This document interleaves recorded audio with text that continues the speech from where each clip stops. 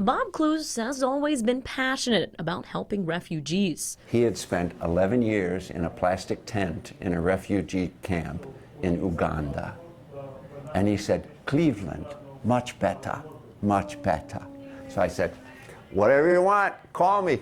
So is Darlene Davis. A number of us in the community beckoned that call, rolled up our sleeves, cleaned up a lot of very dirty apartments. For 9 years through the Church of St. Peter, the two would help the U.S. Committee for Refugees and Immigrants, or known as USCRI, in whatever way they could. They're in crisis, they're panicking, they are grateful for anything that they get. But now that volunteer work is more important than ever with USCRI dealing with a lack of funding and now less staff. So there's still plenty of work to be done, but just a lot less hands to do it. USCRI's work has been affected by a number of things: a halt on all new resettlements, a stop work order, and a funding freeze.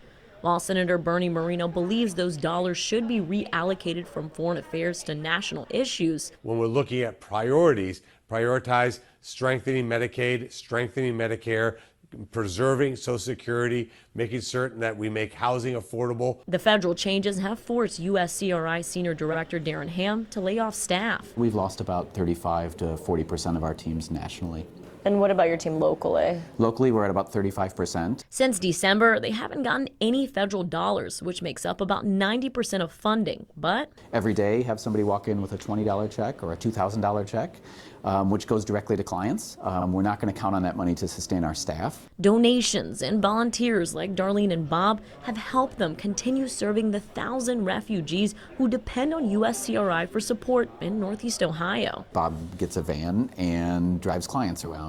When there's no food on the table or in the cabinets, Darlene could pick them up and go grocery shopping. What was promised was at least 90 days of assistance to help them land, and now you say, you're on your own.